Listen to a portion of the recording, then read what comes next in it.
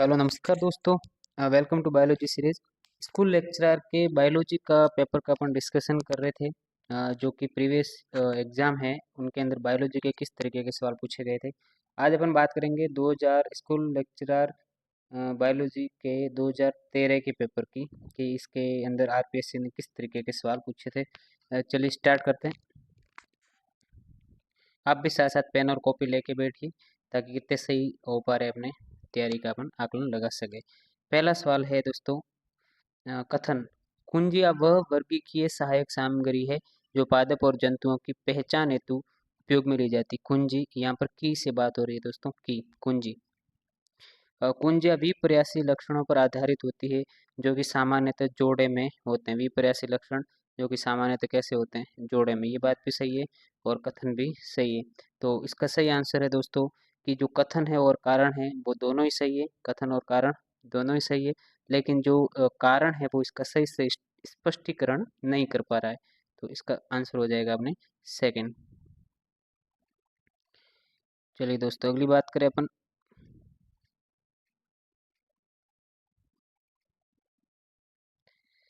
Question number second. निम्नलिखित पर विचार कीजिए। वर्गीकरण पद्धति यानी कि सिस्टेमेटिक्स जीवों की विविधता उनके उद्विकासीय संबंधों का अध्ययन है। ठीक है। सिस्टेमेटिक शब्द की उत्पत्ति ग्रीक भाषा से हुई है और सिस्टेमेटिक शब्द का उपयोग सर्वप्रथम कैरोलस लिनियस ने किया था। ये सवाल है, इसमें तीनों सही लग रहे हैं, लेकिन ये सवाल ही आरपीएससी के द्वारा डिलीट कर दिया था दोस्तों। दूसरा सवाल, तीसरा सवाल। जीवाणु वर्गीकृत किए जाते हैं। ये जो किंगडम दे रखे हैं, जगत दे रखे हैं, इसके अंदर किस जगत में जीवाणुओं को रखा है? तो ये तो सीधा सवाल है दोस्तों, मोनेरा जगत के अंदर जीवाणुओं को सम्मिलित किया गया है। चौथा सवाल। क्लोरोफिल ए और सी किस में पाया जाता है? शैवालों की बात करें, शैवालों की बात करें दोस्तों, तो शैवालों का अलग अलग वर्गीकरण है। हरे शैवाल, भूरे शैवाल, हरे शैवाल, भूरे शैवाल और लाल शैवाल। हरे शैवाल के अंदर जो क्लोरोफिल वर्णक मिलेंगे वो दोस्तों मिलेंगे ए और बी। भूरे शैवाल के अंदर मिलेगा ए और सी, और लाल शैवाल के अंदर मिलेगा ए और डी। लाल, रेड याद रखें, रेड में डी आ रहा है, इससे ये डी वाला इसमें याद रख लीजिए। इनमें से कौन सा है जो उच्च पादपों के समान है क्लोरोफिल वर्णक, वो आप कमेंट करके बताइए। चलो इसका सही आंसर अपने क्या बन जाएगा? भूरे शैवाल। भूरे शैवाल को ही दोस्तों बोलते हैं फियोफाइसी। तो चौथे का आंसर क्या बन जाएगा? सेकंड। पांचवा सवाल है। स्त्री धानी की उपस्थिति एक समान लक्षण है। स्त्री धानी की उपस्थिति एक समान, यानी कि इसमें स्त्री धानी के लिए शब्द यूज में लिया है आर्किगोनियम। एक समान लक्षण किसके अंदर उपस्थित रहेगा इसका? तो इसका सही आंसर है दोस्तों ब्रायोफाइटा, टेरिडोफाइटा और जिम्नोस्पर्म। छठा सवाल। सवन उत्तक। सवन उत्तक दोस्तों होता है जाइलम और फ्लोएम। सवन उत्तक उत्तक किस में पाए जाते हैं? तो जो दोस्तों ब्रायोफाइटा होता है वहां तक सवन उत्तकों का विकास नहीं हुआ है। ठीक है, तो ब्रायोफाइटा से पहले जितने भी होंगे उसमें तो होगा ही नहीं, क्योंकि ब्रायोफाइटा को अपन अवेस्कुलर क्रिप्टोगेमस कहते थे। ये ब्रायोफाइटा वाला ऑप्शन गलत हो गया, ये ब्रायोफाइटा वाला ऑप्शन गलत हो गया, ये भी गलत हो गया। तो क्या रह गया फिर अपने दोस्तों? सही आंसर क्या हो जाएगा? सिक्स का पहला हो जाएगा। चलिए सेवंथ। डबल फर्टिलाइजेशन यानी कि द्विनिषेचन किसका विशिष्ट लक्षण है? ये दोस्तों सीधी सीधी एनसीईआरटी की लाइनों के सवाल है। द्विनिषेचन का होना एंजियोस्पर्म का लक्षण है, और इससे एक 2n संरचना बनेगी और एक बनेगी 3n द्विनिषेचन से। पहले से इससे बनता है दोस्तों भ्रूण, और इससे बनता है 3n से भ्रूण पोष। ये दोस्तों याद रखें, द्विनिषेचन पे कई बार सवाल आरपीएससी ने पूछ लिया। निम्नलिखित में कौन से मोलस्का में आंतरिक कवच, मोलस्का में बाह्य कवच भी मिलता है, इनमें से आपको कौन से में है जो कि आंतरिक कवच, आंतरिक सेल मिलेगा, उसका आंसर बताना है। तो इसका सही आंसर है दोस्तों सीपिया, कटल फिश जिसको बोलते हैं। मास्ट कोशिकाएं किसका स्त्रवण करती है? मास्ट कोशिकाओं की बात कर रहे हैं तो मास्ट कोशिकाएं हिपेरिन का स्त्रवण करती है। टीनिया सोलियम जिसको अपन बोलते हैं फीता कर्मी, टीनिया सोलियम, टीनिया सोलियम में पाए जाने वाले श्वसन का प्रकार कौन सा है? फीताकृमि में किस प्रकार का श्वसन पाया जाता है? तो फीताकृमि दोस्तों अवायवीय श्वसन दर्शाता है, एनारोबिक। चलिए अगली बात करें अपन।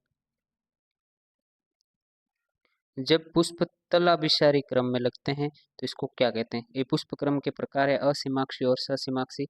जब अग्रभिसारी क्रम में लगता है दोस्तों, अग्रभिसारी क्रम, अग्रभिसारी क्रम में जब पुष्प क्रम लगते हैं तो अग्रभिसारी से दोस्तों याद रखें असीमाक्षी, और जब तलाभिसारी क्रम में लगते हैं तो इस क्रम को बोलते हैं दोस्तों ससीमाक्षी। ससीमाक्षी को इंग्लिश वाला टर्म भी याद रखें साइमोज, और असीमाक्षी को बोलते हैं रेसिमोज। इसका सही आंसर तलाभिसारी क्रम पूछा है दोस्तों, तलाभिसारी क्रम का क्या बन जाएगा सही आंसर? अग्रभिसारी असीमाक्षी है तो तलाभिसारी क्रम क्या बन जाएगा? ससीमाक्षी क्रम। 11वें का आंसर नंबर फर्स्ट है वो सही हो जाएगा। 12वां सवाल, ये सीधी सीधी एनसीईआरटी की लाइन है दोस्तों। बनते पुंकेसर को स्टेमिनोइड कहते हैं। ये सीधा सीधी लाइन पड़ी है, सीधा से 10 वाला आया है, ये सीधा हो रहा है अपने से। तीसरा सवाल इसका सही। अष्टिल प्रकार के फल, ये भी उसी चैप्टर के सवाल है दोस्तों, जहाँ पर आम और नारियल होते हैं जो कि अष्टिल फलों के उदाहरण है, ऐसा दे रखा है एनसीईआरटी की लाइन। निम्नलिखित में असीम केंद्र की, ये याद रखें असीम केंद्र की का मतलब है प्रोकैरियोटिक सेल। अब अपने से हो जाएगा असीम केंद्र की कोशिकाओं के उदाहरण कौन से हैं? प्रोकैरियोट के अंदर दोस्तों क्या क्या शामिल होते हैं बता देते हैं। एक आर्की बैक्टीरिया, हिंदी में बात करें तो प्रोकैरियोट के अंदर दोस्तों आद्य जीवाणु, आद्य जीवाणु, दूसरा जीवाणु, तीसरा नील हरित शैवाल, चौथा माइकोप्लाज्मा,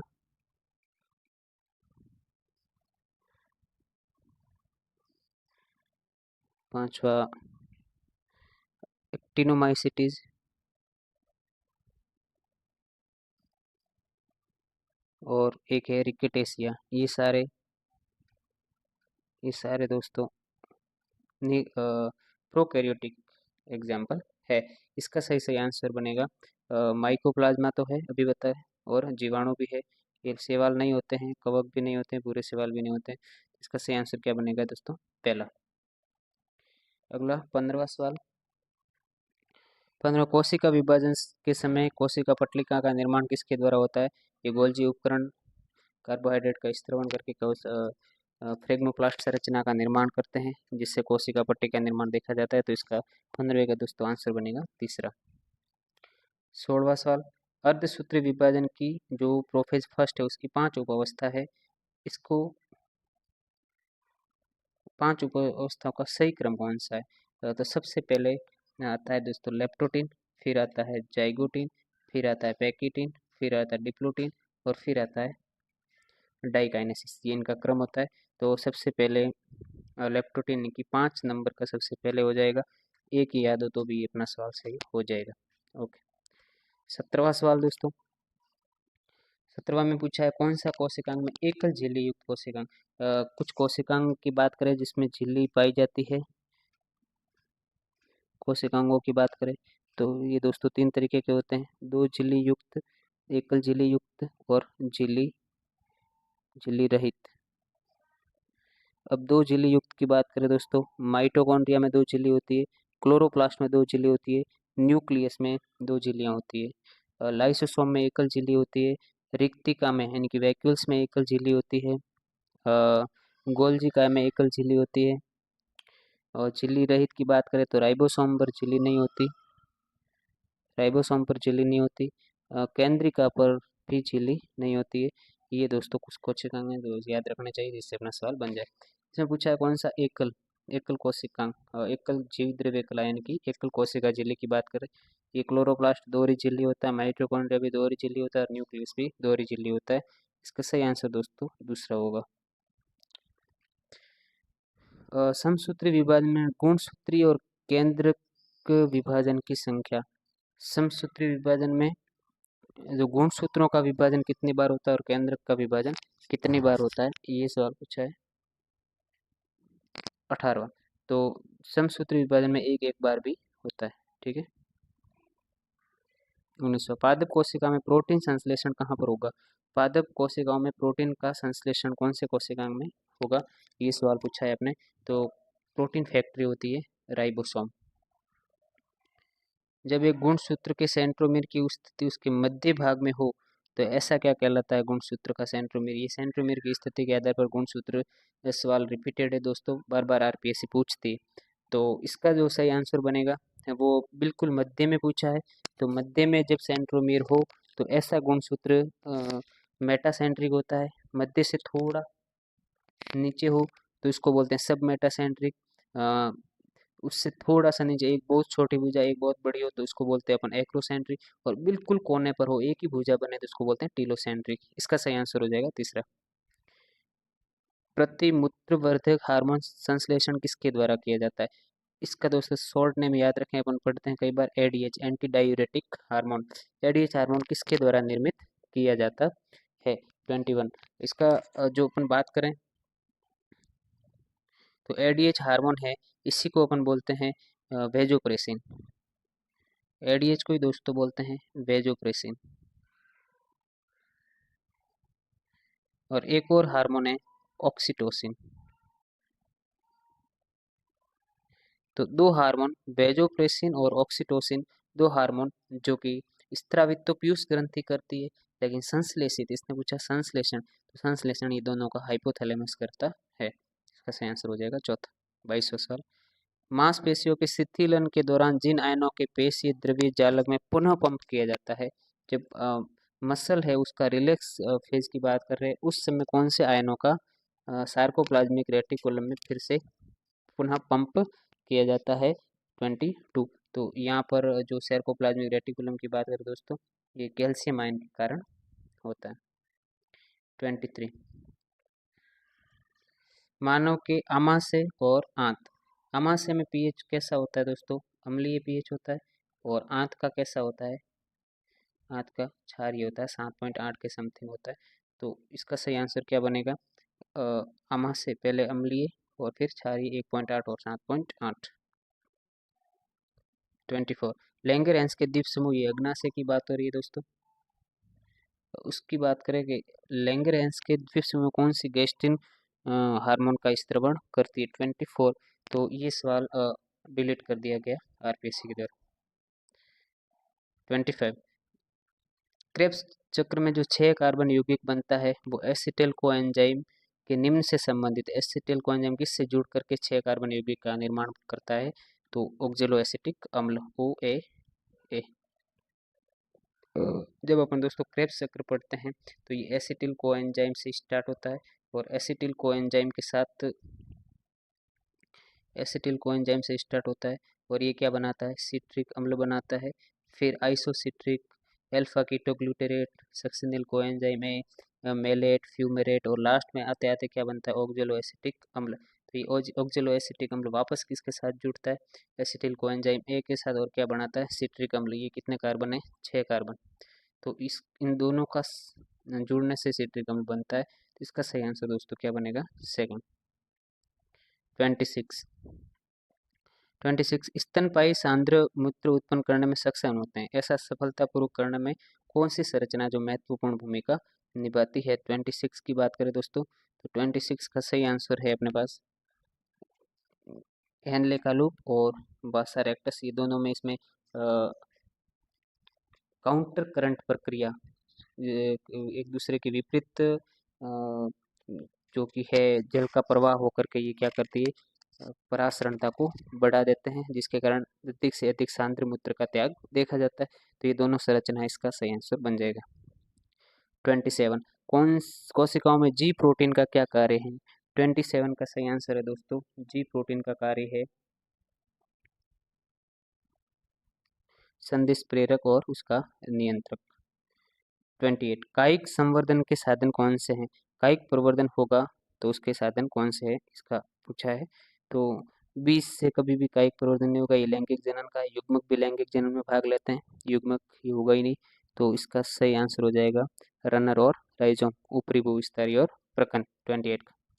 29 क्लेमाइडोमोनास में अलैंगिक जनन होता है। 29 का दोस्तों सही आंसर है फोर्थ, चल बीजाणुओं के द्वारा। 30 आवर्त बीजों में एक प्रारूपिक परागकोश में लघु बीजाणुओं की संख्या, लघु बीजाणु धानी की संख्या कितनी होती है? परागकोश की बात करें, इसके अंदर कितने लघु बीजाणु धानी होती है? ये दोस्तों अपन पढ़ते हैं ना, जब ये वाला आवर्त पुष्पी पादपों में लैंगिक जनन, तो उसका सीधा सीधा सवाल है, इसमें 4 लघु बीजाणु धानी होती है। निम्न कथनों पर विचार कीजिए।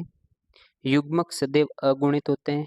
नर युग्मक सभी पादपों में सदैव चल प्रकार के होते हैं। मादा युग्मक उच्च पादपों में सदैव नर युग्मक की तुलना में बड़े आकार के होते हैं।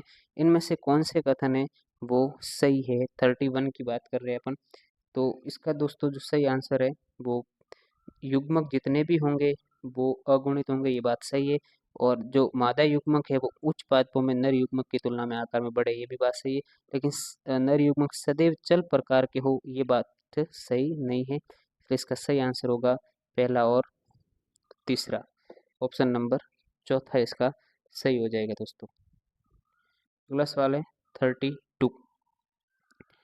32 की बात करें, आवर्त बीजों में युग्मनज, युग्मनज समसूत्री विभाजित होकर क्या बनाता है? युग्मनज दोस्तों आवर्त बीजों में जब डबल फर्टिलाइजेशन होता है तो नर युग्मक और मादा युग्मक मिलकर के 2n रचना बनाते हैं, जिसको बोलते हैं युग्मनज। और युग्मनज आगे किसमें विकसित हो जाता है दोस्तों? भ्रूण के अंदर। 33 जल द्वारा परागण, ट्रिट्रिकम ये गेहूं है, इसमें होता नहीं जल से। पाइसम मटर, इसमें भी नहीं होता।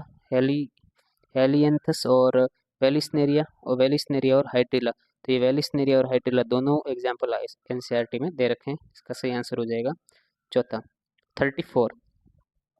34 बात करें कि भ्रूण कोश होता है, उसकी परिपक्व अवस्था, तो ये याद रखें दोस्तों 8 न्यूक्लियस होते हैं और 7 सेल होती है, 8N 7C। इसका सही आंसर क्या बन जाएगा दोस्तों?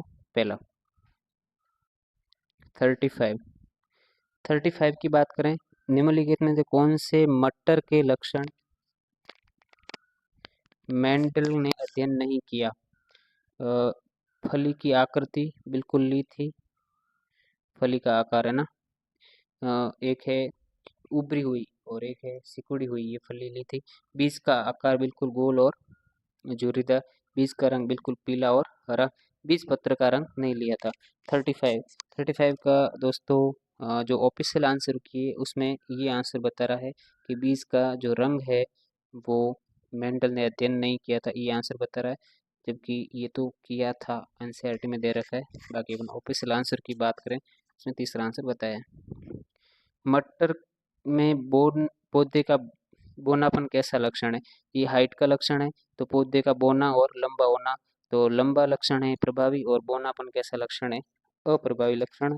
36 का सेकंड आंसर सही हो जाएगा। 37 एक शुद्ध लाल है और एक शुद्ध सफेद है, पुष्प का संकरण करे तो F1PD के मटर के पौधे में फिर स्वनिचेषण कर दो तो संतति में जिन प्ररूप क्या होगा? ये दोस्तों अपन पढ़ते हैं अपूर्ण प्रभाविता, अपन पढ़ते हैं अपूर्ण प्रभाविता। तो अपूर्ण प्रभाविता के अंदर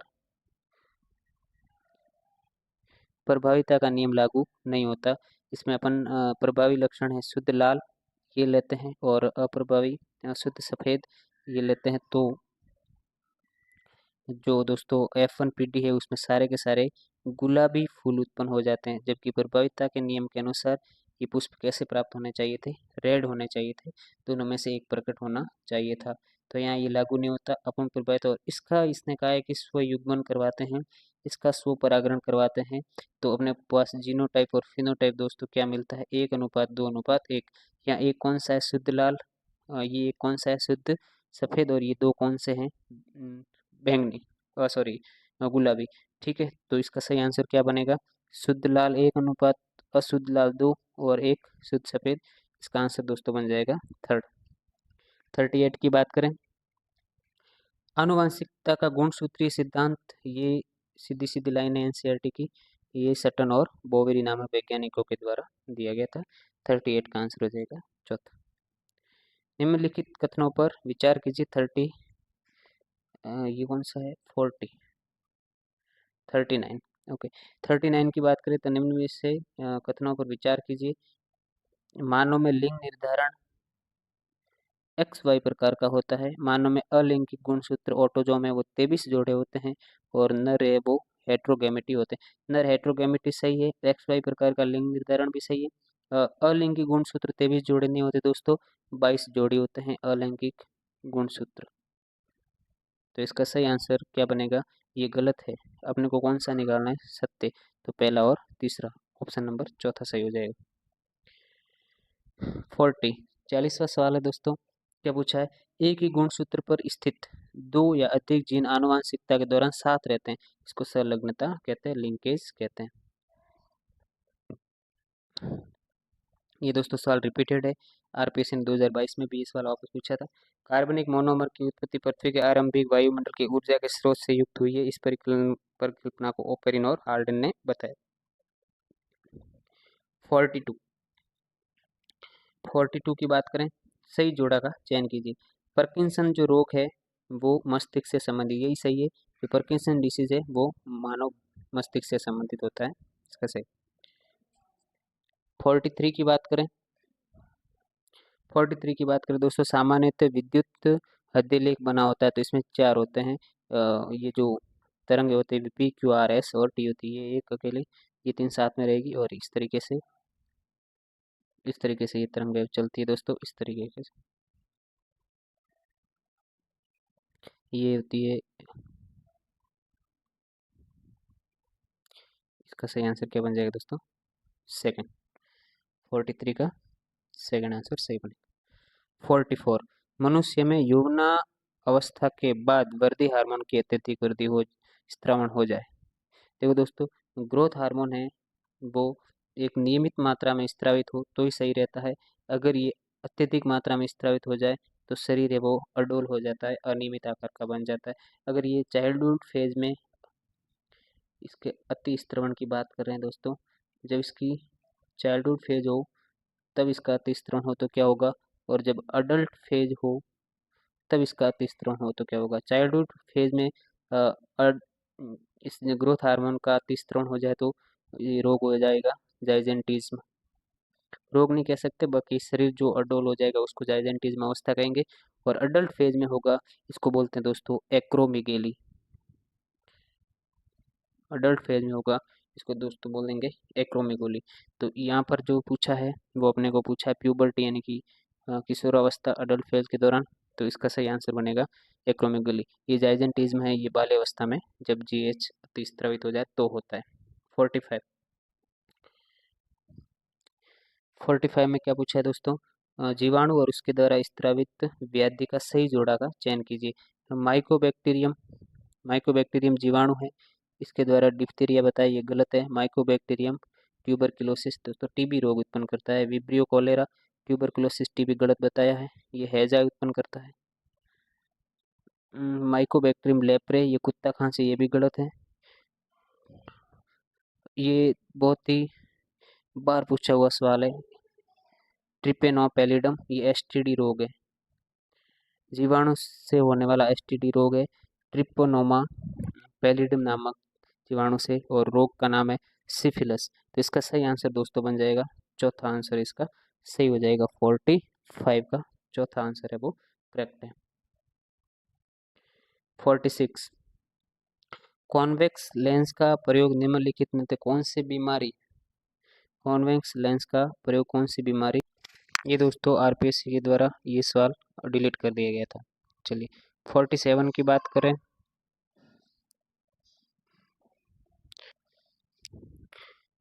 47 ये दोस्तों चौथे गुणसूत्र में अगर उत्परिवर्तन हो गया चौथे गुणसूत्र में तो कौन सा योग होगा, तो ये दोस्तों है अपने 47 का आंसर नंबर है सेकंड, हंटिंगटन कोरिया। 48 की बात करें तो 48 मूंगा रेशम किससे प्राप्त किया जाता है। 48 वाला जो सवाल है दोस्तों वो आरपीएससी ने डिलीट कर दिया था। 49 अम्लीय मृदा में उगने वाले पादप क्या कहलाते हैं। देखो दोस्तों, लवणीय मृदा में उगने वाले पादप को हेलोफाइट कहते हैं और अम्लीय मृदा में उगने वाले को ऑक्जेलोफाइट कहते हैं। तो इसका सही आंसर हो जाएगा थर्ड, 49 का। 50 की बात करें, सजीव प्रजक अंकुरण है ना। विविपेरस जर्मिनेशन, ये कौन सी मृदा में पाए जाने वाले पौधों में मिलेगा? तो ये दोस्तों जब हाइड्रोफाइट्स हो, उसके अंदर, सॉरी हेलोफाइट्स हो, लोग लवणीय अ, लवणीय मृदा में पाए जाने वाले पौधे हो तो उनके अंदर सजीव अंकुरण देखा जाता है। निम्नलिखित कौन सी मृदा के प्रकार में सर्वाधिक जल धारक क्षमता होती है? 51 की बात करें दोस्तों, 51 में सबसे ज़्यादा जल धारक क्षमता वाली मिट्टी होती है क्ले, मृत्तिका। 52 की बात करें, तालाबों में पादप ही है तो पादप उत्पादक के रूप में कार्य करते हैं। 53 एक पारिस्थितिक तंत्र में सर्वाधिक प्रकार से प्रदर्शित दक्षता, सबसे सर्वोत्तम दक्षता कौन से पिरामिड से प्रदर्शित किया जाएगा? एक पारिस्थितिक सीधी बात है ऊर्जा, क्योंकि इसके पिरामिड सदैव कैसे होते हैं? सीधे होते हैं। एक कौन सा है वो सही खाद्य श्रृंखला का मिलान बताया गया? 54 की बात करें, 54 कीट के बाद मछली, ठीक है, और उसके बाद जंतु पलक, ये गलत हो गया। मछली के बाद जंतु पलक गलत हो गया। जंतु पलक के बाद पादप पलक गलत हो गया। पादप पलवक, जंतु पलवक, कीट और मछली, इसका सही आंसर हो जाएगा दोस्तों चौथा। 55 की बात करें, घास के मैदानी पारिस्थितिक तंत्र में खरगोश क्या कार्य करता है?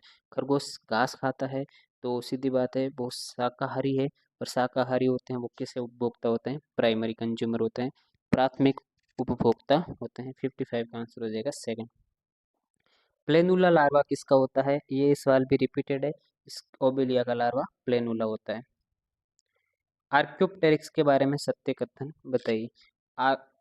आर्क्योप्टेरिक्स है दोस्तों वो एवीज और रेप्टिलिया के बीच में संयोजक कड़ी के रूप में कार्य करता है। तो सरीसृप और स्तनी नहीं है दोस्तों, एवीज है और और सरीसृप, ये सही है। चौथा 58 लार्वा अवस्था दे रखी है, उसके जोड़ों को मिलान करना है। 58 की बात करें दोस्तों तो इसमें लार्वा अवस्था से मिलान करना है। इसमें से एस्टेरियस जो तारा मछली, इसका तो पता है बिपिनेरिया होता है। ओरेलिया का लार्वा इफाइरा होता है। ठीक है दोस्तों, तीसरे का ई, चौथे का सी। पहला ऑप्शन सही है, मिल रहा है। तीसरे का ई, चौथे का सी, इसका सही आंसर हो जाएगा दोस्तों पहला। ये बड़ा सीधी सीधी लाइन है दोस्तों, एनसीईआरटी के अंदर जो लक्षण दे रखे वही एज इट इज देती है यहाँ पर। क्या पूछा है? कशेरुकी जंतुओं का एक समूह जो मछलियों पर परजीवी होते हैं, वास्तविक मछलियां नहीं है वो परजीवी हैं। सलग और युग्मित पख भी नहीं होते हैं। 6 से 15 क्लोन छिद्र होते हैं। मुख है वो गोलाकार, यहाँ से इसकी पहचान कर सकते हो, ये जबड़े रहित है और मुख गोलाकार है। तो एक पूरा साइक्लोस्टोमाटा पूरा इनका समूह होता है जिसके अंदर जबड़े नहीं पाए जाते हैं। मुख होता है वो सर्कुलर होता है दोस्तों, और ये वास्तविक मछलियां भी नहीं है, ये कैसी आती है? परजीवी होती है। तो इसका सही आंसर बनेगा 59 का थर्ड। 60 विचार कीजिए। कैरियोप्सिस एस्टेरिस का विशेष लक्षण है लॉडिकोल्स पोएसी में उपस्थित होता है और एपीएसी में जायोंग परिक पुष्प होते हैं। ये दोस्तों रिपीटेड सवाल है, ये वाला लॉडिकोल्स पोएसी में होता है, ये सवाल अपने को पता है तो ये तो बात सही है, सेकंड वाला ऑप्शन सही है। अब फर्स्ट और थर्ड की बात करें तो इसका सही आंसर है दोस्तों 60। इसका सही आंसर दोस्तों बन जाएगा अपने पास दूसरा, और तीसरा ऑप्शन है वो सही है, चौथा ऑप्शन इसका सही बनेगा। 61 की बात करें, 61 में भी आपको अंडा से है उसके पुष्पक्रम वगैरह उनका मिलान करना है। 61 का दोस्तों जो आंसर रहेगा वो अपने पास रहेगा थर्ड आंसर।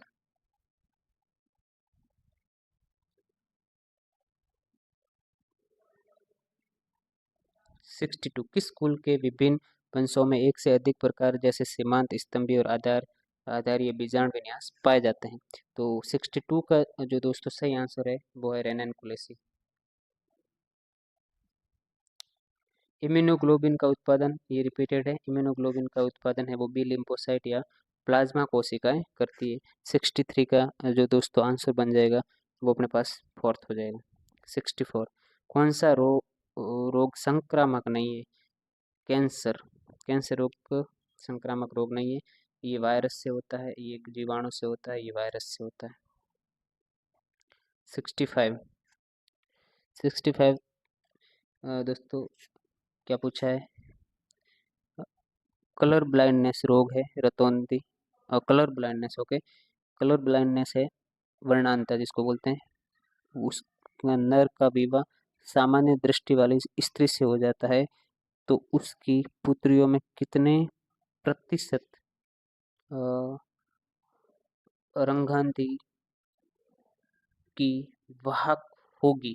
पुत्रियां वाहक कितने प्रतिशत होगी जब उसका पिता है वो कलर ब्लाइंडनेस से पीड़ित है? तो इसको कैसे करते हैं? इसका आप जीनोटाइप लिख दीजिए। कलर ब्लाइंडनेस को सी से लिख रहे हैं अपन। ये हो गया नर, मादा है वो सामान्य है तो ये अपन ने लिख ली मादा।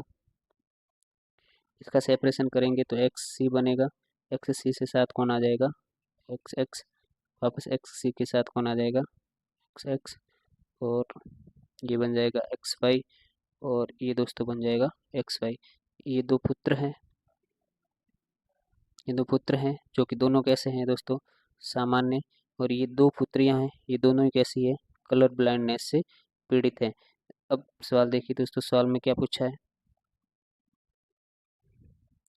सवाल में पूछा है कि वाहक, तो दोनों ही दोनों है और दोनों ही वाहक यानी कि 100 की 100% पुत्रियां होगी वो कैसी होगी? इस रोग के लिए वाहक हो जाएगी। 66 रुई, रुई फेवरेट सवाल है आरपीएससी का। 3 पेपर पढ़े हैं अपन ने, तीनों के अंदर रुई के जो रेशे हैं वो किससे प्राप्त होते हैं उसके ऊपर सवाल पूछा है। तो देखिए दोस्तों, रुई, रुई का मतलब यहाँ गोसिपियम प्रजाति दे रखा है, गोसिपियम मतलब रुई का पौधा। तो गोसिपियम प्रजाति के फलों से गलत है, ये बीजों से प्राप्त होता है। ये दोस्तों कई बार सवाल पूछ लिया है, याद रखना चाहिए, अच्छा है। गेहूं और चावल के रासायनिक संगठन में प्रमुख अंतर क्या है? 67 67 में आपको अंतर बताना है कि गेहूं में ये चीज़ होती है और चावल में नहीं होती। गेहूं की जो रोटी बनाते हैं वो आसानी से बना पाते हैं क्योंकि इसके अंदर एक प्रोटीन रासायनिक संगठन होता है जिसके कारण वो चिपक लेता है। इसलिए याद रखें कि जो गेहूं होता है उसमें ग्लूटेनिन उपस्थित होता है और चावल में ये नहीं होता है। 68 निम्नलिखित में से विधान या सोमनिफेरा पादप के कौन से अंग को औषधि के रूप में उपयोग में लिया जाता है? ये जो पौधा बताया इसका कौन सा अंग है वो औषधि के रूप में प्रयोग में लिया जाता है? 60 का आंसर है जड़। गूगल गोंद गूगल का वैज्ञानिक नाम पूछा है तो ये किससे प्राप्त किया जाता है दोस्तों? तो 69 गूगल का वैज्ञानिक नाम था कॉमीफेरा वाइटाई, तो इसका सही आंसर हो जाएगा पहला। ये भी दोस्तों सवाल रिपीटेड है, आगे जाके वापस पूछा था आरपीएस। निम्नलिखित में कौन द्विबीजपत्री संवर्धनों में कायिक भ्रूणोद्भव के दौरान भ्रूणोद्भवीय संपुजों के विभेदन के लिए उत्तरदायी है? इसका इंग्लिश वाला टर्म देखें तो embryonic clumps during somatic embryogenesis. ये हार्मोन वृद्धि हार्मोनों की बात करिए, यहाँ पर कौन सा है वो एम्ब्रियो एम्ब्रियोनिक क्लम्स के दौरान प्रयुक्त किया जाता है? तो इसका सही आंसर है ऑक्सीजन हार्मोन और साइटोकाइनिन हार्मोन। 71 बायोटेक्नोलॉजी जैव प्रौद्योगिकी उपयोग की सफलतापूर्वक उत्पन्न किया गया मानव हार्मोन कौन सा था? मानव हार्मोन जैव प्रौद्योगिकी में सफलतापूर्वक किसे बनाया गया था जिसको बाद में इंसुलिन के स्थान पर काम में लिया गया था? इसका नाम दिया था ह्यूमिलिन। फ्लेवर सेवर टमाटर उत्पन्न किए गए उन जीव की अभिव्यक्ति को अवरुद्ध कर जो कि उत्तरदायी होता है। तो फ्लेवर सेवर टमाटर है वो जल्दी सड़े नहीं, खराब नहीं हो, इसकी कोशिका वृद्धि को बनाए रखने के लिए बायोटेक से उत्पादित टमाटर है और इसके अंदर एक एंजाइम में उसकी क्रिया को संदमित किया गया था। उस एंजाइम का नाम है दोस्तों पॉलीगैलेक्टोरोनेज एंजाइम। इसके उत्पादन का क्या किया है दोस्तों? संदमन किया गया है। गोल्डन राइस सुनहरे जो चावल है उसके अंदर कौन सा विटामिन भरपूर मात्रा में पाया जाता है? तो 73 का आंसर है पहला। ये घुमा के सवाल पूछा था कि जो रत्नोंदी रोग होता है उसको कौन से चावल निम्न में से कौन सा जो अनाज है वो खाने की सलाह दी जाती है? तो गोल्डन राइस। क्यों? क्योंकि इसमें विटामिन ए होता है। 74 पुनर्योजक क्लोन के अभिनिर्धारण को संभावित करने वाली जीन क्या कहलाती है? पुनर्योजन क्लोन को अभिनिर्धारण करने वाली जीन को रिपोर्टर जीन कहते हैं दोस्तों। कृत्रिम क्रोमोसोम वेक्टर का एक उदाहरण कौन सा है? कृत्रिम क्रोमोसोम वेक्टर, उसका उदाहरण पूछा है जो वाहक के रूप में काम में लिया जाता है। तो इसका आंसर है दोस्तों क्रोमोसोम वेक्टर का आंसर बन जाएगा फॉस्मिड। 75 का सेकेंड।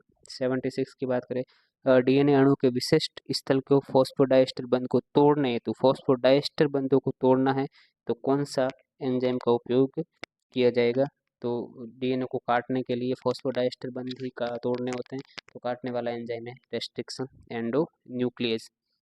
प्रवास के बाद एक जाति के नए क्षेत्र में सफल स्थापन को क्या कहा जाता है? जब कोई प्रवास हो जाता है तो उसके बाद जो नई जाति स्थापित हो जाती है उसके उसको क्या कहा जाता है दोस्तों? अस्थापन। निम्नलिखित में से कौन सी पादप प्रजातियों जलाक्रमा की निगमन अवस्था को दर्शाती है? निगमन अवस्था को दर्शाती है। 78 का दोस्तों सही आंसर है यूट्रिकुलरिया और इलोडिया। फोर्थ। 79 चरम समुदाय का एक चरम समुदाय सिद्धांत प्रस्तुत किसने किया? चरम समुदाय क्लाइमेक्स कम्युनिटी बाज मोनोक्लाइमेक्स, ठीक है, मोनोक्लाइमेक्स थ्योरी ये किसने प्रतिपादित किया था? 79 का सेकंड आंसर सही होगा क्लीमेंट के द्वारा। एट कौन सा पदार्थ जैव अनअपघटनीय है ना? इसमें से तो कौन सा है जो कि जैव अनिम्नीकरणीय अनअपघटनीय? कपड़ा, चमड़ा और लकड़ी की बात करें तो सीधे सीधे ही अपघटित हो जाते हैं। तो 80 का सही आंसर है सीसा, लेड, जो कि अपघटित नहीं होता सामान्यतः। कौन सा जैव भू रासायनिक चक्र अवसादी चक्रण है? अवसादी है फॉस्फोरस और सल्फर, तो इसमें हो जाएगा चौथा आंसर। 82 वायु के कार्बनिक गैसीय प्रदूषक कौन से है? वायु के अंदर कार्बनिक और गैसीय प्रदूषक कौन से हैं? तो हाइड्रोजन साइनाइड और परऑक्सी एसिटाइल नाइट्राइट, ये कार्बनिक है दोनों ही दोस्तों। 82 का हो जाएगा अपने पास आंसर नंबर थर्ड। आवासीय क्षेत्रों के लिए परिवेशी शोर, आवासीय क्षेत्र है वहाँ पर मानक दिन और रात हेतु शोर का मान कितना क्रमश है? तो 83 का है दिन में है 55 डेसिबल और रात्रि में है 45 डेसिबल। 84 निम्न में से कौन सहायक जनन तकनीकी के रूप में काम में नहीं लिया जाता? ओके, 84 का नहीं लिया जाता वो ढूंढना है। इसमें IUI दिया है और अंतःकोशिकीय द्रव्य सुग्राण अंतःक्षेपण दिया है और IVF दिया है। माहवारी के दिवस 14 से 16वें में मैथुन क्रिया, इसमें अंत सहायक जनन तकनीकी के रूप में काम में नहीं लिया जाता। 84 का सीधा सीधा आंसर है ये तो चौथा।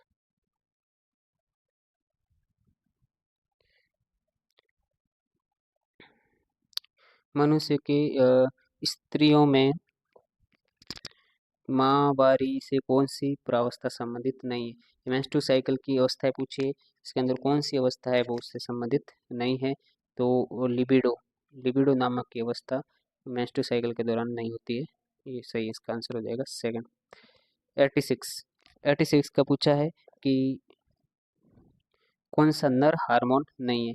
ये टेस्टोस्टेरोन है और ये एंड्रोजन है। इसका सही आंसर हो जाएगा एस्ट्राडायोल। 86 का। 87 स्तनियों के भ्रूण में भ्रूणीय झिल्लियां होगी वो किससे उत्पन्न होती है? भ्रूणीय झिल्लियां, अतिरिक्त भ्रूणीय झिल्लियां होती है वो स्तनधारियों के अंदर किससे विकसित होती है? ट्रोफोब्लास्ट से। इसका सही आंसर हो जाएगा ट्रोफोएक्टोडर्म। दूध निष्कासन दूध निष्कासन हार्मोन को पहचानना है, 88 का सवाल है। तो इसका आंसर हो जाएगा दोस्तों प्रोलैक्टिन और ऑक्सीटोसिन। 89 पुरुषों के वर्षण में एंड्रोजन हार्मोन के संश्लेषण तथा स्त्रवण को उद्दीपित किसके द्वारा, कौन से हार्मोन के द्वारा जो एंड्रोजन हार्मोन यानी कि टेस्टोस्टेरोन है, उसको किसके द्वारा उद्दीपित किया जाता है, उसके स्त्रवण को। तो इसका सही आंसर है दोस्तों ल्यूटिनाइजिंग हार्मोन। कॉर्पस ल्यूटियम स्त्रवण को बनाए रखता है। कॉर्पस ल्यूटियम किसके स्त्रवण को बनाए रखता है, जिसके कारण नया मेंस्ट्रुअल साइकिल स्टार्ट नहीं होता। तो इसका दोस्तों आंसर है प्रोजेस्टेरोन भी है, एस्ट्रोजन भी है। तो इसलिए ये सवाल भी आरपीएससी ने डिलीट मान लिया था। ओके 91 स्तनियों की शुक्रजनन नलिका के अनुप्रस्थ काट में निम्न में से कौन सा उपस्थित नहीं होता। शुक्रजनक नलिका के अनुप्रस्थ काट देखेंगे तो इसके अंदर कौन सी ऐसी संरचना है जो अपने को नहीं मिलेगी। तो काट के अंदर गतिशील शुक्राणु नहीं मिलेंगे। कौन से 92 कौन सा कार्य अपरा का नहीं है। अपरा को आमल भी कहते हैं। 92 में जो अपरा के कुछ कार्य बताए उसमें से कौन सा वो नहीं करता है। तो दोस्तों लिंग स्टेरॉयड हार्मोन का स्त्रवण करता है अपरा। एस्ट्रोजन और प्रोजेस्टेरोन का इसको बोलता है HCG भी करता है, रिलैक्सिन भी करता है प्रसव के दौरान। ये दोस्तों FSH और LS पीयूष ग्रंथि का स्त्रवण है, इसका नहीं, सेकंड आ जाएगा। 93 93 में दोस्तों पूछा है स्तनियों के गर्भाशय के अंत स्तर में ब्लास्टोसाइट के रोपण के लिए रोपण होने वाले प्रचुरोद भवन बदलाव प्रेरित करने वाले हार्मोन को पहचानिए। ये जो ब्लास्टोसिल है साइट होती है, ब्लास्टोसिस्ट होती है, ब्लास्टुला अवस्था को ब्लास्टोसिस्ट कहते हैं, वो उसका अंतरोपण होने के लिए कौन से हार्मोन जिम्मेदार है। इस तरीके से ये सवाल पूछा है। तो 93 का आंसर हो जाएगा दोस्तों रिलैक्सिन और ऑक्सीटोसिन। आंसर नंबर 93 का हो जाएगा थर्ड। एक सेकंड 93 का आंसर हो जाएगा दोस्तों एस्ट्रोजन और प्रोजेस्टेरोन। आंसर नंबर 93 का क्या बन जाएगा सेकंड। आर्केंटेरॉन गुहा का निर्माण किसमें होता है दोस्तों, गैस्ट्रोला में होता है, सीधी बात है। 94 का क्या बन जाएगा अपने पास थर्ड आंसर बन जाएगा। 95 मिजेनकाइमल कोशिकाएं जो संग्रहित होकर रक्त कोशिका दीप बनाते हैं वो क्या कहलाते हैं। मिजेनकाइमल सेल जो कि ब्लड आइसलैंड का निर्माण करती है उसको क्या बोलते हैं, उसको दोस्तों बोलते हैं एंजियोब्लास्ट। शुक्राणु का वह भाग जिसमें जल अवशोषण किण्वक होते हैं उस भाग को अपन क्या बोलते हैं, जिसके अंदर हाइड्रोलाइटिक एंजाइम होते हैं, उस भाग को शुक्राणु के अग्रभाग होता है उसको अपन बोलते हैं दोस्तों एक्रोसोम। सत्य कथन का चयन कीजिए। मानव मादा के गर्भाशय द्विसरंगी होता है यानी कि बाइकॉर्न्यूट। मूषक और खरगोश का गर्भाशय सरल होता है। एस्ट्रोजन और प्रोजेस्टेरोन गर्भाशय की एंडोमेट्रियम के रोपण के लिए तैयार करते हैं। इसमें से अपने को करेक्ट ढूंढना है। तो ये ऊपर सवाल पूछा है उसी को वापस यहाँ घुमा के पूछा है, तो ये वापस सही है, इसका तीसरा आंसर सही। निम्न दशाओं को प्रकाश श्वसन उद्दीपित कब होगा।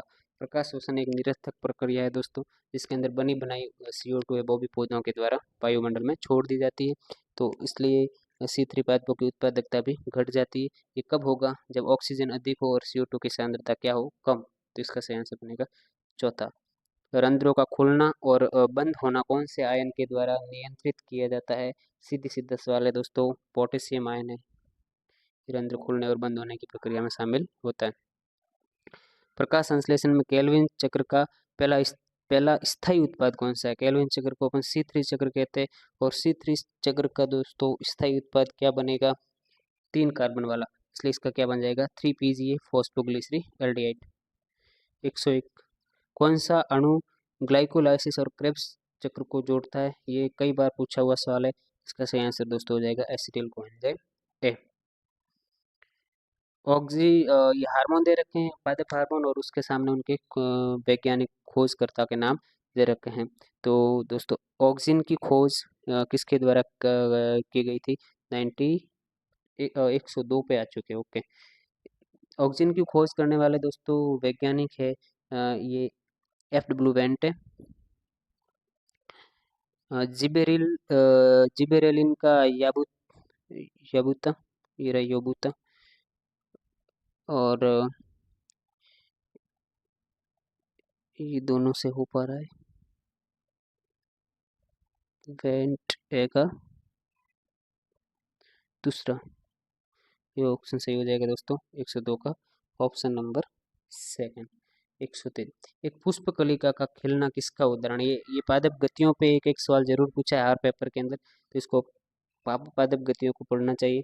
103 की बात करें तो ये पादप गतियों में पुष्प कलिका खिलती है, ये किसका उदाहरण है?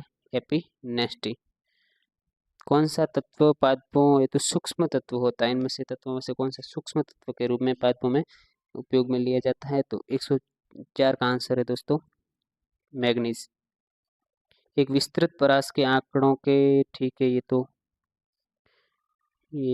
ठीक है, ठीक।